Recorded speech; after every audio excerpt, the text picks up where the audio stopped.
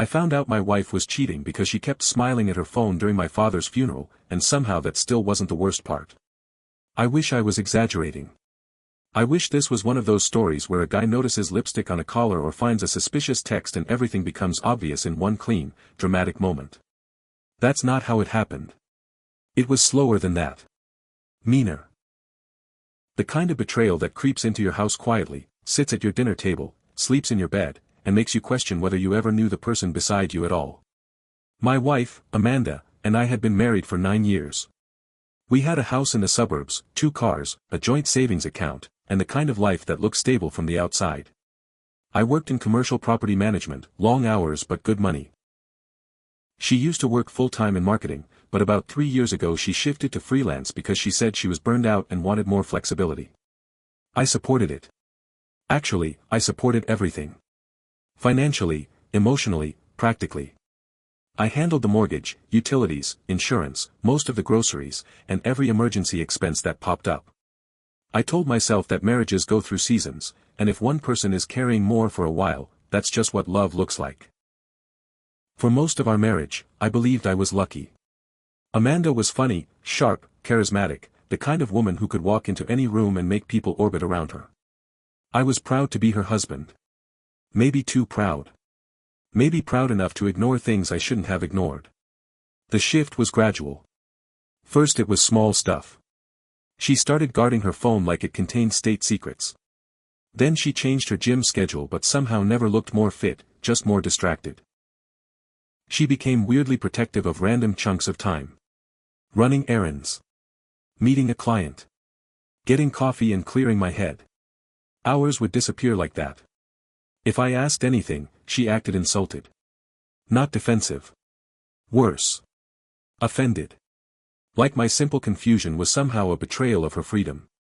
And because I didn't want to be that insecure husband, I let it go. Then my father died. He and I had a complicated relationship, but he was still my father. His death hit me harder than I expected. I was barely functioning the week of the funeral. I was handling paperwork, talking to relatives I hadn't seen in years, helping my mother, trying not to fall apart in public. Amanda came with me, wore black, held my hand when people were looking. Everyone kept telling me how lucky I was to have such a supportive wife. During the reception after the service, while my mother was crying 3 tables away and I was trying to keep myself together, Amanda checked her phone and smiled. Not a polite little grin.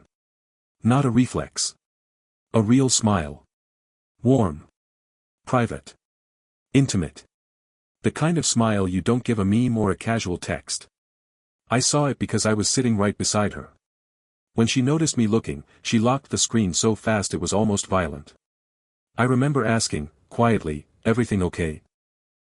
And she said, "Yeah, just Hannah being stupid, way too fast," without looking at me. I didn't say anything after that, but something cold settled into my chest and stayed there. I wish I could say I confronted her immediately, but grief messes with your instincts. I told myself I was being paranoid. I told myself I was emotionally raw and projecting. I told myself that a husband shouldn't turn into a detective because his wife smiled at a phone. So I kept moving. I got through the funeral. I helped my mom clean out part of my dad's garage. I signed forms, answered calls, and tried to keep my life from tipping over. But once that thought gets into your head, everything starts rearranging itself around it. I noticed Amanda took her phone into the shower now. I noticed she stopped leaving it face up on the kitchen counter. I noticed that if I walked into a room unexpectedly, she would angle the screen away from me before she even looked up. She started wearing perfume to run errands. She bought new underwear without mentioning it. She started sleeping with one foot outside the marriage, and I think part of me knew it long before I was willing to admit it. The real turning point came about 2 weeks later. Amanda asked if I could be home early on Thursday because she had a late client call and wanted me to sign for a package. She said it casually over breakfast, barely looking at me. I said sure. The problem was, about an hour later, I got an automated appointment reminder on our shared family calendar for a dinner reservation downtown at a restaurant that was way outside our normal price range. 2 guests. 8:30 p.m. The reservation name wasn't mine. It was under M. Cole. Amanda's maiden name was Cole. I stared at that notification for a long time. At first I thought maybe she was meeting a client there. But then why not just say that? And why use her maiden name? Why not mention dinner at all? Why say, late client call, instead? That night I didn't sleep much. I lay next to her listening to her breathe and had one of the ugliest realizations of my life. I no longer trusted the woman beside me, and she knew exactly how to use my trust against me. The next morning, I started paying attention in a way I hadn't before. I checked our bank transactions. Nothing outrageous, but there were patterns. Small charges at places she never mentioned. Coffee shops across town. Parking garages near the downtown district. A boutique hotel bar charge from 6 weeks earlier, coded in a way that would be easy to miss if you weren't looking closely. Once might be nothing. Repeated. Not nothing. Then I remembered something else. A month earlier, she'd told me her credit card had been compromised and that she'd switched some subscriptions over to our joint account until it was sorted out. At the time I hadn't cared. Now it looked different. Now it looked like someone moving pieces around the board before the other player even realizes there's a game happening. By Thursday, I was operating on pure adrenaline. I told my office I had a family issue and left early. I drove home, parked a block away, and waited. I felt ridiculous. Pathetic. Like every cliché husband in every bad story.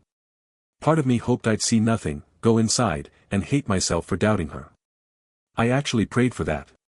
At 7:12 p.m., Amanda came out dressed like she was absolutely not heading to a late client call. Black heels. Fitted coat. Hair done. The perfume I bought her last Christmas. She looked good. Better than she had looked for me in months. I followed her. She drove downtown and parked in a garage connected to the restaurant from the calendar reminder. I stayed far enough back not to be obvious and watched her get out. She checked her reflection in the car window before walking in. That tiny detail destroyed me more than I can explain. It meant she cared. It meant this wasn't sloppy or accidental. This was chosen. I sat in my car for maybe 10 minutes arguing with myself. Then I went inside. The host asked if I had a reservation. I said I was meeting someone and walked past before he could stop me. The place was dimly lit, all candles and polished glass and people pretending they were important. I scanned the room once and didn't see her. Then I looked toward the back corner. There she was. Amanda was sitting across from a man in a navy blazer, leaning forward with that same private smile I saw at my father's funeral. Her hand was on the table, and his was covering it. Not by accident. Not friendly. Familiar. Intimate. He said something that made her laugh, and she ducked her head the way she used to do with me when we were first dating. I didn't feel rage right away. That would have been easier. What I felt first was collapse. Like the floor under my entire life had quietly given out, and my body just hadn't caught up yet. Then the man leaned across the table and kissed her. Not a maybe kiss. Not a quick peck someone could explain away. A slow, comfortable kiss between two people who had done that before. And in that exact moment, before either of them noticed me standing there, I understood 3 things with absolute clarity. First, my wife was cheating. Second, this had been going on for a while. And third, if I moved wrong, she would lie, cry, twist the story, and try to walk away with half of everything I had spent years building. So I turned around, walked out of that restaurant, sat in my car with both hands gripping the steering wheel, and made the hardest decision of my life. I wasn't going to explode. I was going to bury her in court. I didn't confront her that night. Every instinct in my body was screaming to go back inside, flip the table, drag the truth out into the open, and end it right there. But I stayed in the car. Because anger would give her control. And I needed control more than I needed closure. So instead, I drove home. When she came back around midnight, I was on the couch pretending to scroll my phone. She walked in quietly, like someone who didn't want to wake a sleeping dog. When she saw me awake, she didn't flinch. That part still messes with me. She was that comfortable lying. Hey, she said, slipping off her heels. Client call ran long. I nodded like it was normal. Yeah, figured. She walked over, kissed the top of my head like nothing had happened, like she hadn't just spent hours with another man, like she hadn't let him touch her the way she used to touch me. I didn't react. I didn't pull away. I just sat there and let her play her role.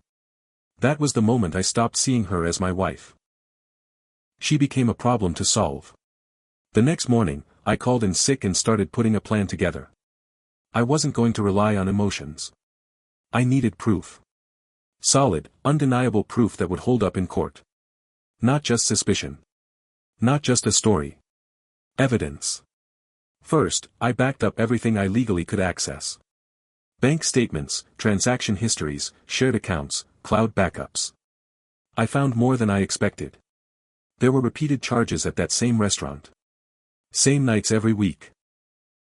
Different small expenses clustered around those times. Parking. Drinks. Rides. Patterns. Then I checked our home router logs. I work with property systems, so I'm not completely clueless with tech. I wasn't hacking anything. Just looking at connected devices and timestamps. Her phone had been connecting late at night from locations nowhere near where she said she was. Different IP addresses. Consistent times. It painted a timeline. Still, I needed something stronger. So I hired a private investigator. It felt surreal saying that out loud. Like I had stepped into someone else's life. But the guy I hired didn't ask questions. He just nodded and said, "Give me a few days." Those few days were the longest of my life. Amanda kept acting normal. Cooking dinner. Sending me memes. Asking about my day. Sleeping next to me like we were still a couple. The performance was perfect. That's what made it unbearable. Because now I could see it for what it was. Not love, not comfort, just maintenance. Keeping me calm while she lived a second life.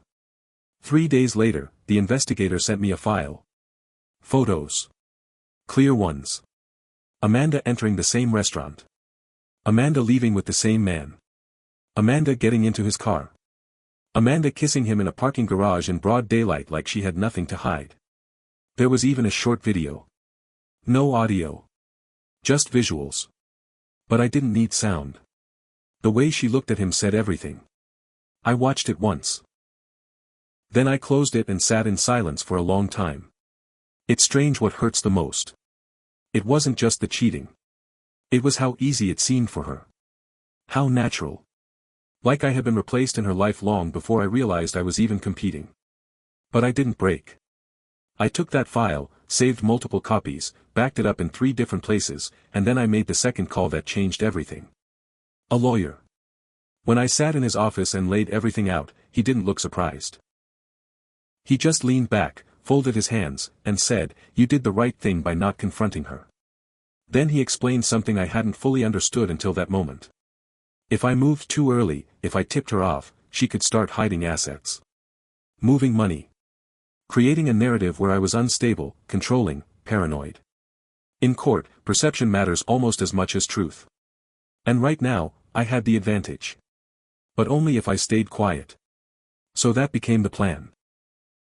I went home that day, sat across from Amanda at dinner, and listened to her talk about a difficult client, while knowing exactly who she had been with.